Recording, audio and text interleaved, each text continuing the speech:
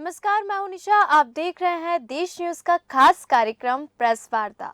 और सुबह के खास कार्यक्रम प्रेस वार्ता में आप सभी दर्शकों का बहुत बहुत स्वागत है।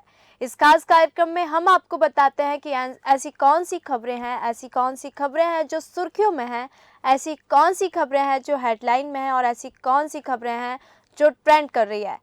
आज हमारे साथ जुड़ चुके हैं मनीष यादव जी, जो कि हिमाचल प्रदेश से हैं। हमारे साथ ज्ञानेश जी जुड़ चुके हैं उत्तर प्रदेश से।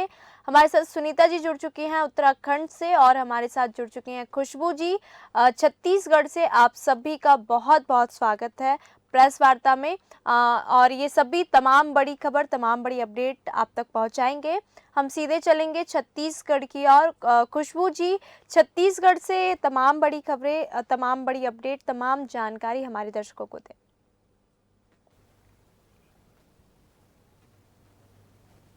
खुशबू जी।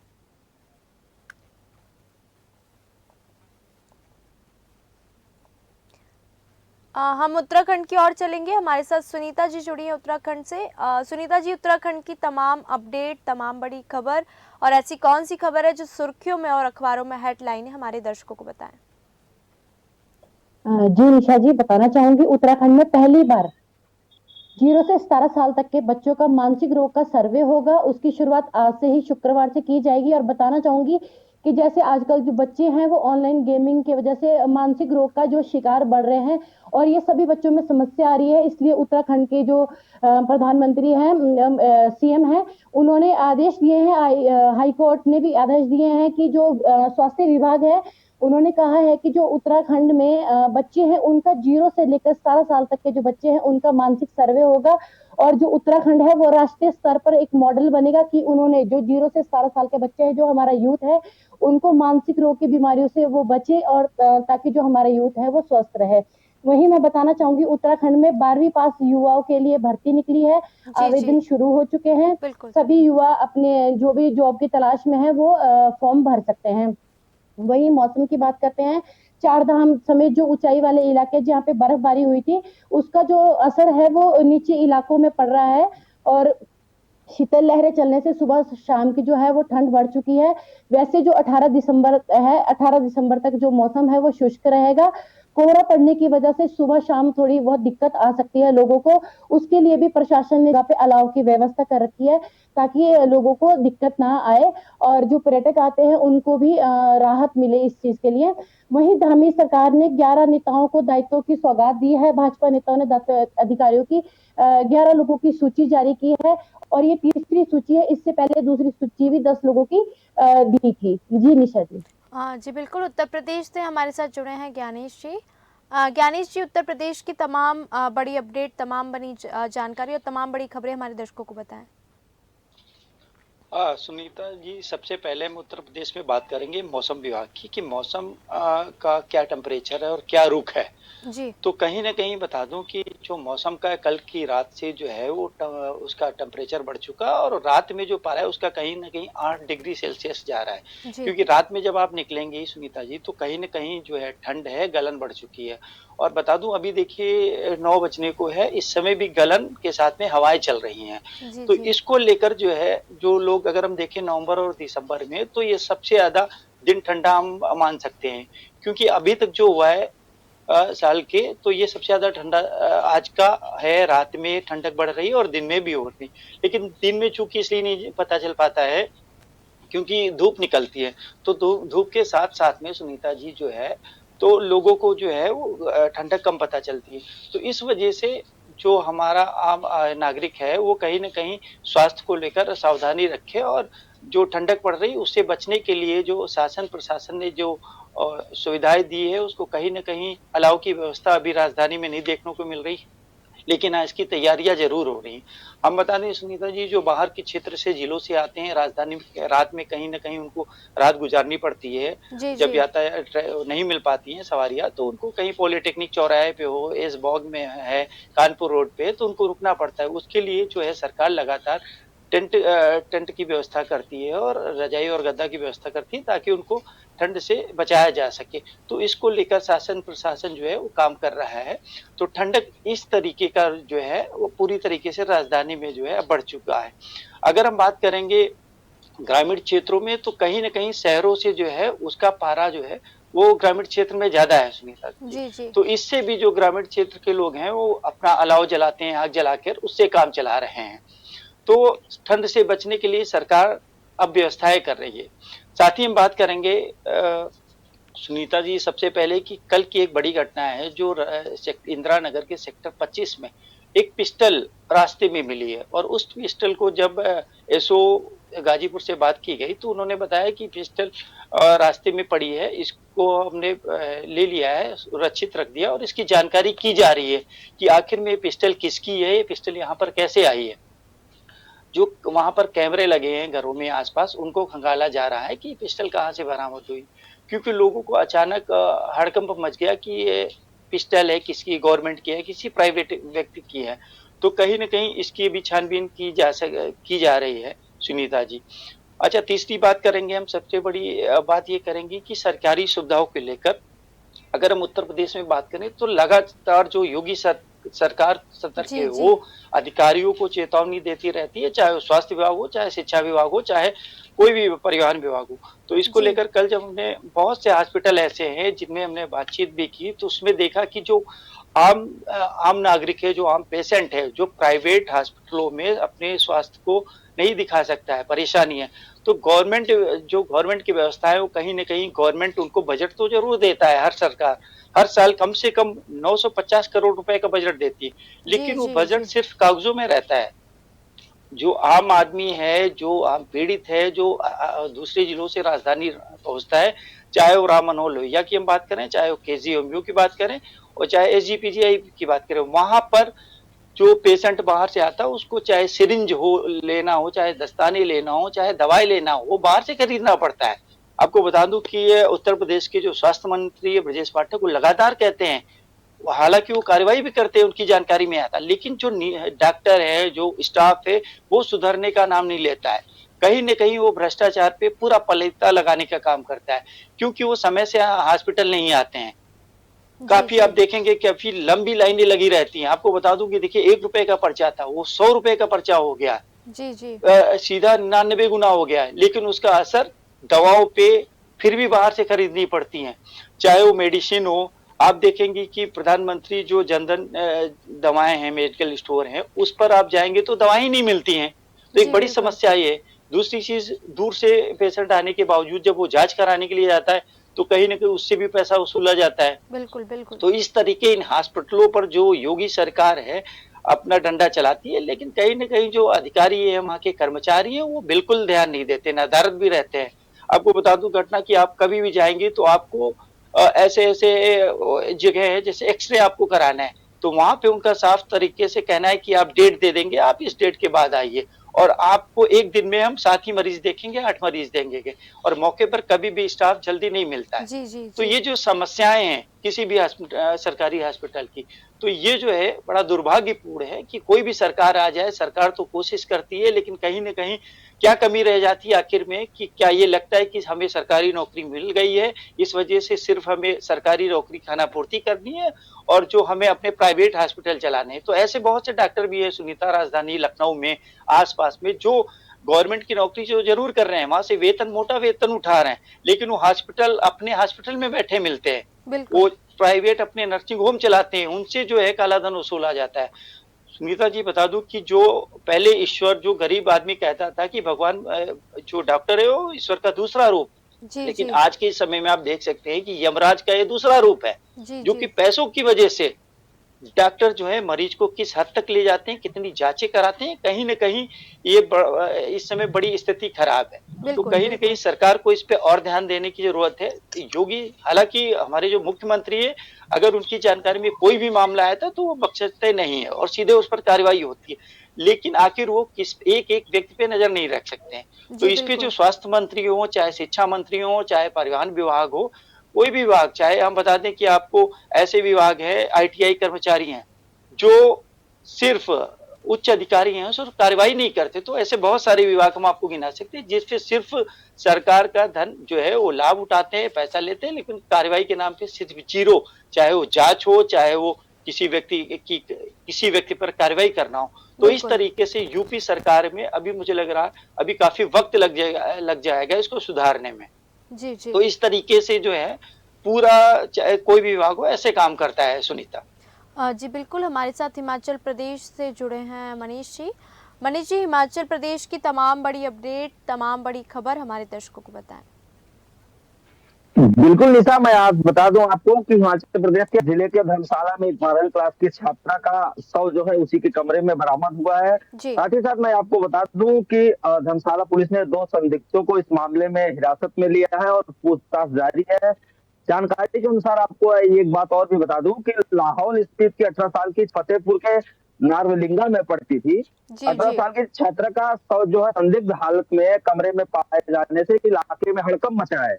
वहीं पर मैं बता दूं बताया जा रहा है कि छात्रा पिछले 2 दिनों से ट्यूशन पढ़ने भी वहीं से जो है जिसको मद्देनजर कुछ स्थानीय लोगों ने इसकी जानकारी दी है जी, जी। कि पुलिस ने मौके पर जाकर जांच की तो छात्रा का शव संदिग्ध हालत में मिला है। सबसे बड़ी बात यह है निशा कि पुलिस ने इस घटना को देखते हुए तुरंत धर्मशाला पुलिस को फॉरेंसिक लैब की जो टीम है वो लगातार मौके पे गहनता से जांच कर रही है और जी, जी, तमाम जो जी। साक्ष्य है वो साक्ष्य उसको जुटाने का प्रयास कर रही है। आपको बता दूं मौके पर से पुलिस को जो है एक मोबाइल फोन बरामद हुआ है। साथ ही साथ पुलिस को अंदेशा है कि मौके पर छात्रा के साथ कुछ जो और अलग तरीके से एक मामला सामने निकल कर आ रहा है कि घटनास्थल से जो है उसको पुलिस कहीं ना कहीं जुटाने का पूरा जो भरसक प्रयास कर रही है। अब देखने वाली बात यह है कि जी, आखिर जी। इतनी बड़ी वारदात उसके ही कमरे में कैसे हो गई। सबसे जी। बड़ी बात मैं आपको बता दूं कि हिमाचल प्रदेश में आपने देखा होगा पिछले 1 सप्ताह के अंदर जिस तरीके से तीसरा या चौथा मर्डर है, तो ये प्रदेश की जो सरकार है वो लगातार कहीं ना कहीं जो पुलिस है, पुलिस की जो कानून व्यवस्था है, कानून व्यवस्था पर भी कड़े जो है वो सवाल उठ रहे हैं। सबसे बड़ी बात मैं आपको बता दूं, इसी तरह जिस तरीके से अगर हिमाचल प्रदेश में पिछले 1 सप्ताह से आज तीसरे से चौथा मर्डर हो गया है और पुलिस जी, क्या जी। कर रही है, पुलिस प्रशासन पर बहुत बड़े सवाल उठ रहे हैं। जी। जी, बिल्कुल, हमारे साथ छत्तीसगढ़ से जुड़ी हैं खुशबू जी। खुशबू जी, छत्तीसगढ़ की तमाम बड़ी अपडेट, तमाम बड़ी जानकारी और ऐसी कौन-सी खबरें जो सुर्खियों में हमारे दर्शकों को बताएँ? जी, सबसे पहले अगर बात करें तो कल पहली कैबिनेट की बैठक यहाँ पर हुई। मुख्यमंत्री बनने के बाद विष्णु देसाई की पहली कैबिनेट की बैठक थी जी, जी। जिसमें 25 को जो है सुशासन दिवस मनाने की बात यहाँ पर की गई। इसके अलावा किसानों को 2 साल का बोनस देने की बात की गई। जी, इसके जी। अलावा जो है नई सरकार बनते ही छत्तीसगढ़ में 18 लाख गरीब परिवारों को प्रधानमंत्री आवास देने की यहाँ पर बात की गई है। तो जी, आंकड़ों की जी। समझे तो 18,12,763 को जो है यहाँ पर आवास मिलेगा। और जी, जी, पूर्व जी। पीएम आवास देने के बाद जो है फॉर्म भी जिन्होंने भरा था यानी कि पहले जो है फॉर्म जिन्होंने भरा था उन्हें भी प्रधानमंत्री आवास जो है यहाँ पर मिलता नजर आएगा। जी, तो कहीं ना कहीं पहली कैबिनेट की बैठक थी जिसमें कई विषयों पर चर्चा की और कम से कम 4 अफसरों को सीएम ने जो है राज्य के हालात उनसे पूछे और उसकी रिपोर्ट भी मांगी। तो कहीं ना कहीं पहली कैबिनेट की बैठक में जो उम्मीदें थी उस जी, पर जी। बीजेपी ने सबसे पहले प्रधानमंत्री आवास योजना पर और शासन दिवस के अवसर पर किसानों को 2 लाख बोनस देने को लेकर जो है यहाँ पर बात कही है। तो कहीं जी, ना जी। कहीं इस पर जो है चर्चा कल हुई। कैबिनेट की बैठक काफी लंबे समय तक चली और 3:30 बजे जो है प्रेस कॉन्फ्रेंस हुई जिसमें विष्णु देसाई ने सभी पत्रकारों से चर्चा की और इस विषय पर जानकारी दी।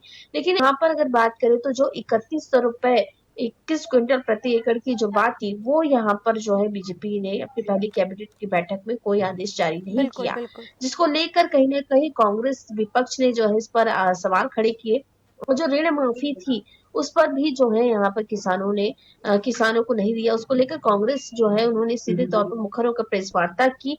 शाम को अगर बात करें संचार विभाग के अध्यक्ष शिवराम शुक्ला ने प्रेस कॉन्फ्रेंस किया। प्रेस कॉन्फ्रेंस में सवाल यहाँ पर बीजेपी से पूछा कि आखिर बीजेपी ने 3100 रुपए प्रति क्विंटल देने की जो बात की थी किसानों को वो क्यों नहीं इसमें पहली कैबिनेट की बैठक में पारित किया। इसके अलावा ऋण माफी पर भी क्यों इन्होंने बात क्यों नहीं की, इसको लेकर जो है यहाँ पर उन्होंने प्रेस कॉन्फ्रेंस की। इसके अलावा अगर बात करें तो कल का दिन काफी जो है उठापटक वाला रहा कांग्रेस के लिए। जी, जो जी। 2 बागी नेता थे कांग्रेस के उनको जो है यहाँ पर निष्कासित कर दिया गया। विनय जायसवाल और बृहस्पति सिंह को जो है शाम तक आदेश जारी करके उनको निष्कासित कर दिया क्योंकि कल उन विनय जायसवाल के यहाँ तमाम 15 विधायक जो कि पूर्व में जो है पूर्व विधायक रहे हैं जिनको टिकट नहीं दी पार्टी ने, जी, जी। उनको जो है उनकी जो है बैठक हुई विनय जायसवाल के यहाँ। उसके बाद काफ़ी गहमा-गहमी का माहौल देखने को मिला कांग्रेस में। उसके बाद जाके शाम को जो है 2 विधायक विनय जायसवाल और बृहस्पति सिंह को, क्योंकि इससे पहले भी उन्होंने कांग्रेस के खिलाफ काफ़ी बड़ी बयानबाज़ी की थी, बिल्कुल। जिसको देखते हुए उन्हें निष्कासित कर दिया गया। उसके बाद आधी रात यानी कि 9 बजे जो है उन्होंने सीएम हाउस में पूर्व मुख्यमंत्री मुख्यमंत्री की अगर बात करें तो यहाँ पर भूपेश बघेल से उन्होंने मुलाकात की और मुलाकात करने के बाद जो है उनका बयान सामने आया कि जो हार के कारण रहे हैं, उन्हें क्यों नहीं निष्कासित किया गया, जबकि जो पार्टी के लिए काम करते रहे हैं, उन्हें निष्कासित यहाँ पर किया गया। तो जी, दोनों जी। ही नेताओं के बयान यहाँ सामने आए और काफ़ी हल्ला भी होता नज़र आया और आधी रात यानी 9 साढ़े 9 बजे तक जो है वो पूर्व मुख्यमंत्री रहे भूपेश बघेल से मुलाकात करते रहे और काफ़ी विषयों पर यहाँ पर चर्चा करते रहे। जी। अगर बात करें तो जो नया भवन बना है सीएम हाउस का, वहाँ पर विष्णुदेव साय रहेंगे। कहा जा रहा है कि उसकी पूरी तैयारी कर ली गई है, क्योंकि 15 दिन तक उनको पहुना में रहना था और उसके बाद जो है सीएम हाउस में जाना था, क्योंकि तैयारियाँ बाकी थी। तो अब वो तैयारियाँ पूरी हो चुकी हैं और जी। सीएम जो है नए सीएम हाउस में जल्द ही प्रवेश करते नज़र आएँगे। इसके अलावा आज जो है मुख्यमंत्री विष्णुदेव साय जो है दिल्ली रवाना होंगे। जी, जी। यहाँ पर मंत्रियों के नामों पर चर्चा हो सकती है, ये कहा जा रहा है, क्योंकि मंत्रिमंडल का अभी तक गठन नहीं हो पाया है। लोग मंत्रिमंडल के गठन का ही जो है इंतज़ार कर रहे हैं, क्योंकि कहा जा रहा है कि नए पुराने चेहरे कुछ ही रहेंगे और पुराने चेहरों कुछ ही लोगों को जो है मंत्री बनाया जाएगा। वहीं अगर बात करें नए चेहरों की, तो नए चेहरों को इस बार ज़्यादा मौका दिया जाएगा, ये कहा जा रहा है। तो कहीं न कहीं उसमें कयास लगाया जा रहा है कि किन-किन चेहरों को जो है मंत्रिमंडल में शामिल किया जाएगा, उसको लेकर काफ़ी चर्चा यहाँ पर ज़ोरों पे देखने को मिल रही है।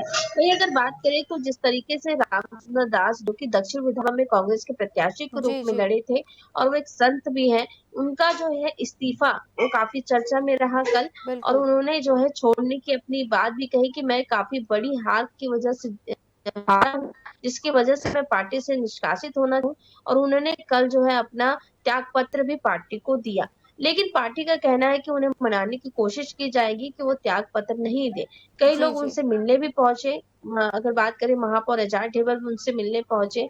उन्होंने कहा कि मैं चाहूँगा कि ये जो है पार्टी से निष्कासित ना हो, 1 साल तक जो है अ, उसके बाद फिर से पार्टी में सक्रियता वो बरते। इस तरीके से देखने को मिला है कि दक्षिण विधानसभा में आज तक जो भी बृजमोहन अग्रवाल जी के खिलाफ लड़ा है, वो कहीं-कहीं पार्टी से जो है खुद को निष्कासित करता नज़र आया या पार्टी ने दोबारा उसे टिकट नहीं दिया है।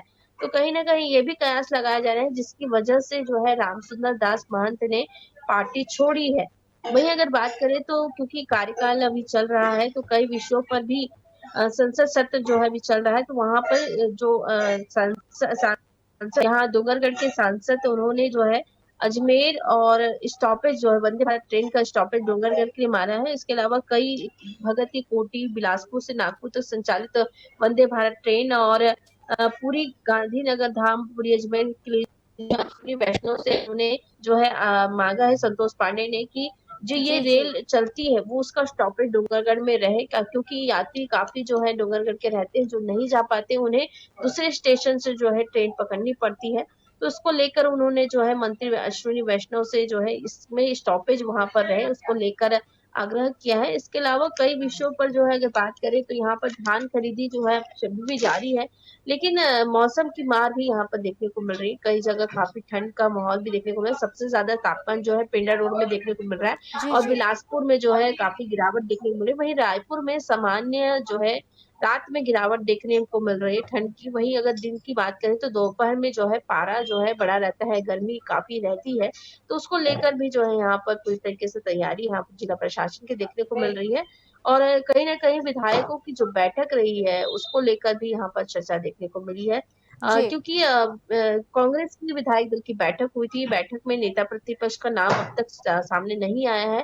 उसको लेकर भी कयास लगाए जा रहे हैं कि 2 ऐसे नाम जो है सामने आएँगे, क्योंकि उमेश पटेल और चरणदास महंत और एक अननोन नंबर की बात करें तो लखन बघेल का नाम जो है, लखेश्वर बघेल का नाम सामने आ रहा है कि ये जो है नेता प्रतिपक्ष की दौड़ में रह सकते हैं, क्योंकि बिल्कुल। पार्टी के पास अगर बात करें तो वरिष्ठ नेता है, जो तमाम जितने भी वरिष्ठ नेता थे कांग्रेस के, उनकी बड़ी हार हुई है। उसके बाद पार्टी के पास वरिष्ठ नेताओं का कमी है, तो कहीं न कहीं जो नेतृत्व रहेगा, किसी वरिष्ठ नेता या फिर ऐसे व्यक्ति को दिया जाएगा जिसने प्रबल जीत दावेदारी प्रबल जीत जो हासिल की है, उसको लेकर भी यहाँ पर चर्चा जारी है। अब देखना ये है किससे जो है नेता प्रतिपक्ष चुना जाता है। फिलहाल जो है कयास लगाया जा रहा है कि जल्द ही नेता प्रतिपक्ष का भी फैसला यहाँ नजर आया। जी जी खुशबू जी,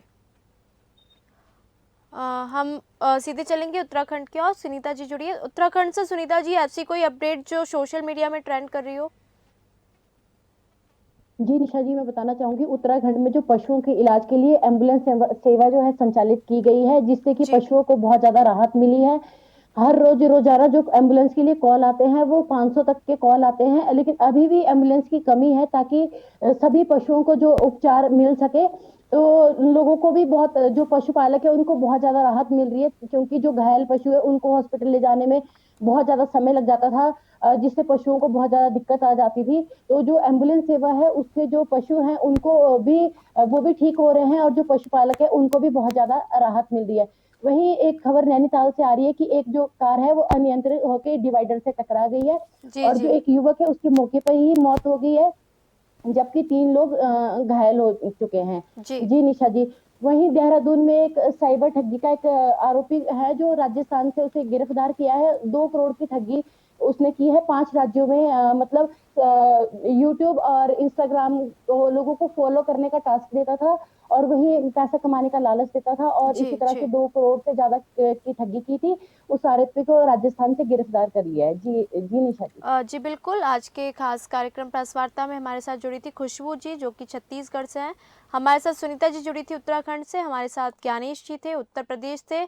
हमारे साथ मनीष यादव जी से, हिमाचल प्रदेश से। आप सभी का बहुत बहुत धन्यवाद तमाम बड़ी अपडेट, तमाम बड़ी जानकारी देने के लिए। तो सुबह के खास कार्यक्रम प्रेस वार्ता में हमने देखा देश दुनिया में से जुड़ी तमाम बड़ी अपडेट, तमाम बड़ी खबरें कि ऐसी कौन सी खबरें हैं जो ट्रेंड कर रही हैं और ऐसी कौन सी खबरें हैं जो सुर्खियों में है। मिलते हैं फिर सुबह इसी मुद्दे के साथ, नई खबरों के साथ। देखते रहिए देश न्यूज़।